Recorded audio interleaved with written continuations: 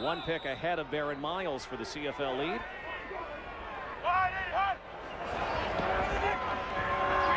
Falling here, Davis. Forward progress got him to near the 38-yard line. Let's take another look at that interception by Chris Thompson. Yeah, he's really come on. I mean, 07, he spent 9 games. The Edmonton Eskimos, he comes over, he had an interception last week versus Saskatchewan. He is now 9 on the year, as you mentioned, #1 in the CFL. He also adds 9 knockdowns. Had he been able to hang on to a couple of those knockdowns, how big could that total be? This secondary is really coming together. Draw play and running room for Kenton Keith. Keith still on his feet. There's a penalty flag downfield. It might be against Hamilton, but it was after a lot of the game by Kenton Keith.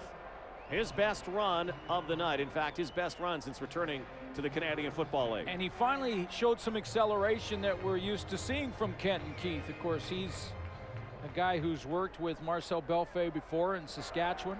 Legal block, Hamilton, number 87. After the first down had been gained, be a 10-yard penalty, first down. And the hole will open up after the penetration comes from the outside. The penetration is here, and then the hole opens up for Kenton Keith right through there. And I like the acceleration right afterwards. Here he comes, and there he puts it into another gear, and that's a Kenton Keith that we're used to seeing. It's a first down, high snap. Trey Smith has the first down. Well, there has been a two-headed monster for the most part for the Hamilton Tiger Cats in the running game all season. The two heads have just been a lot of different heads, haven't they? Yeah, they have. And you know, boy, Trey Smith, you know, not taking nothing away from Jesse Lumsden, who I know is hurt on the 9 game, and when he plays, he can be dominant. But Trey Smith, out of what they have now, to me, is their best. I mean, he's the best one of the 3 when you look at Terry Colley, Kenton Keith getting back into it, and Trey Smith. I'd take Trey Smith. 6 receivers set out of the backfield. Rodriguez a first down.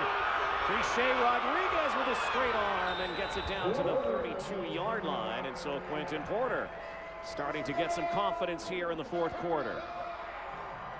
Well, the time is the enemy now for Hamilton, who are still trying to hang on, and the Calgary Stampeders starting to give them a little bit more room now, and that's sort of human nature. You have a big lead, and the Calgary Stampeders feel like they probably have first place wrapped up, but they still have 9 minutes to finish here. They're just shy of 9.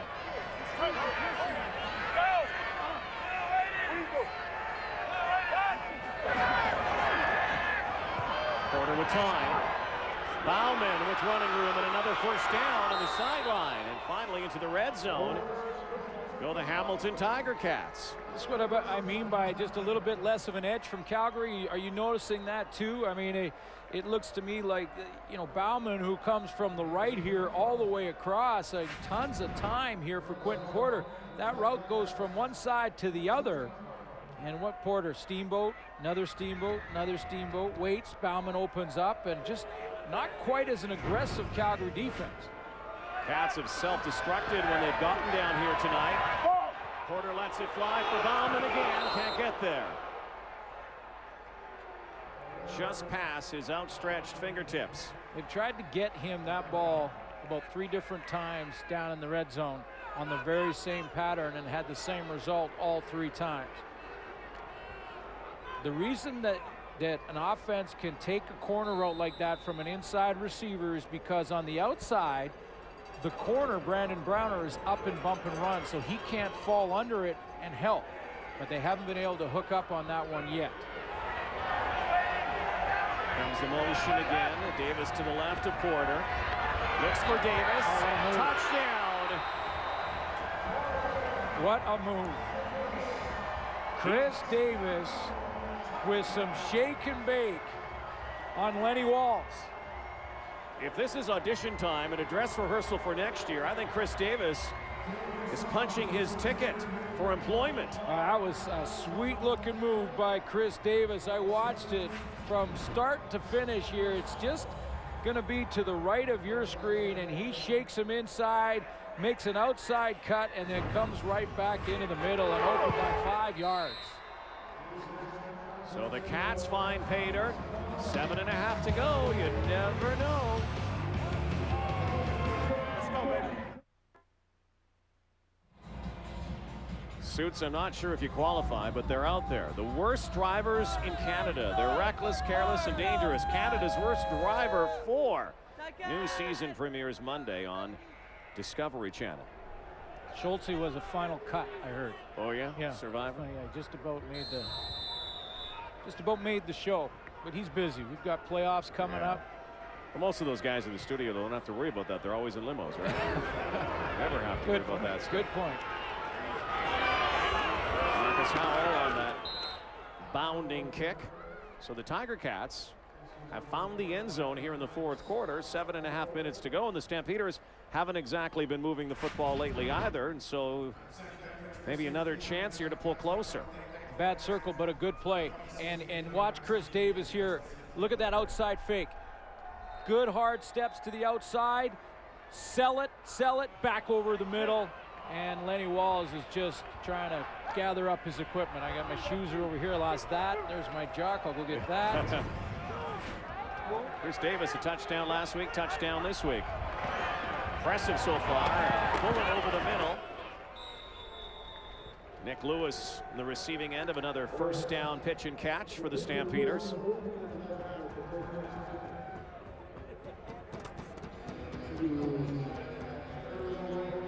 Boy, Lenny Walls got in trouble on that one too, because Walls had to come from the middle, and on that touchdown there was Walls there, and he was trying to recoup and he was trying to get over there, and he's late getting there, and then he gets beat on the inside and didn't line up there in time.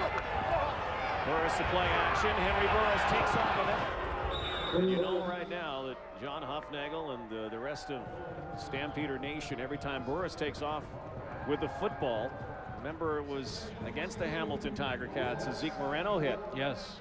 Changed the Calgary Stampeders' fortunes a little bit. Yeah, it was right down this end of the field as well. It was week 12. Henry Burris was hit. His shoulder went out. Zeke Moreno on a tackle. There's that quarterback draw we drew up early in the game, and they lost the Stampeders their next 4 in a row with Burris out of the lineup. 6 minutes to go here. 6 minutes for the Stamps to clinch first. Burris out of the pocket again. Penalty markers everywhere. One over at the 26-yard line, one in the backfield. That likely is holding. Maybe an interference call downfield. See how quickly Burris ran out of bounds there, though. Yes. And he learned from Zeke Moreno. And it was right in the exact same area where Moreno made the tackle on him, right near the sideline a year ago. That call will go against Jeff Pilon, I believe. We have holding, Calgary, number 64. That penalty's declined. We have holding, Calgary, number 60. That penalty's accepted. It's a 10-yard penalty. Repeat, first down. A lot of holding going on there. That moves the football back. 1st and 20 now for the Stampeders. Concerns for Hufnagel is that his team is getting lulled into playing kind of average in the second half. Breaking free. Demetrius Summers with his first carry of the night, getting some playing time here, and comes close to picking up the entire first down yardage on 1st and 20.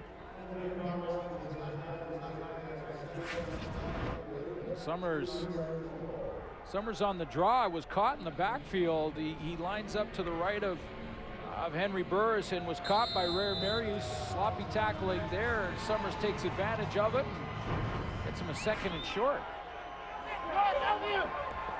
Summers on the sideline now as Reynolds goes to the backfield on 2nd and short yardage. Burris behind center. Oh, the ball's dropped. Fumbled on a miscommunication. It looked like they wanted to try the end around or the boot there. And that was almost disaster for the Stampeders.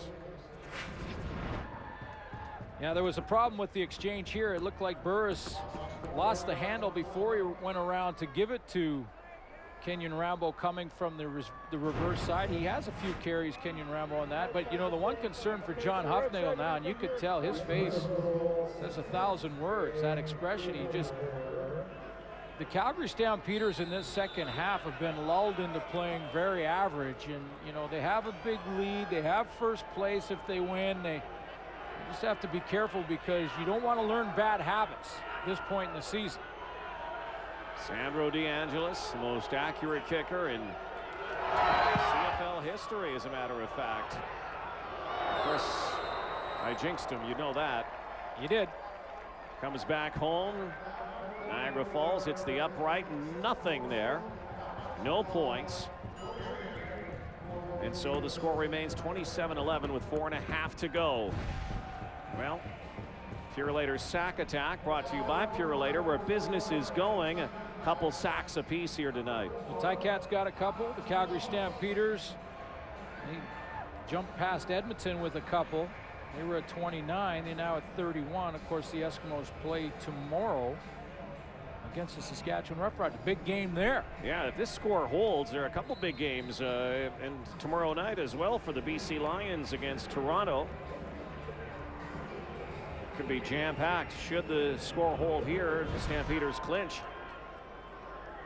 Still a lot to be decided in that CFL West. Who will be the crossover team? And into the game now. His first pass attempt with a penalty flag on the play. Our first look at Adam Trafalis. Trafalis out of San Jose State. And this is an interesting move. Major foul. They wanted to get him in the game the last couple of weeks. Calgary, they wanted to take a 29, look.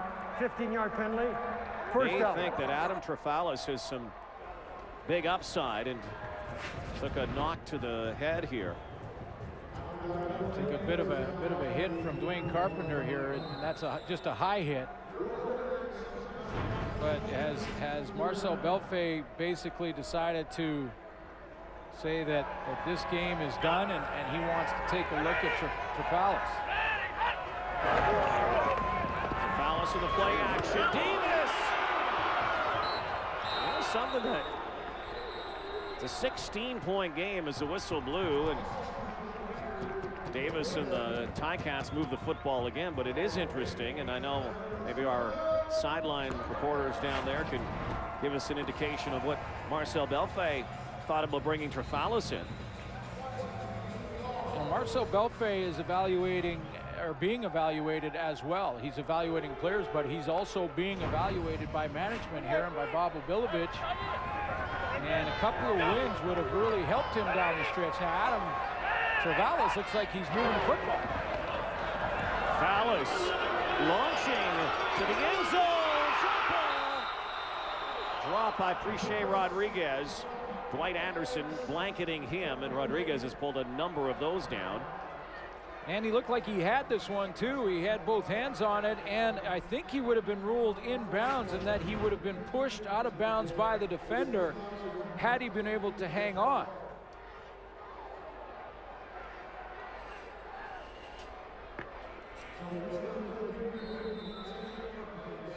He's right on the outside.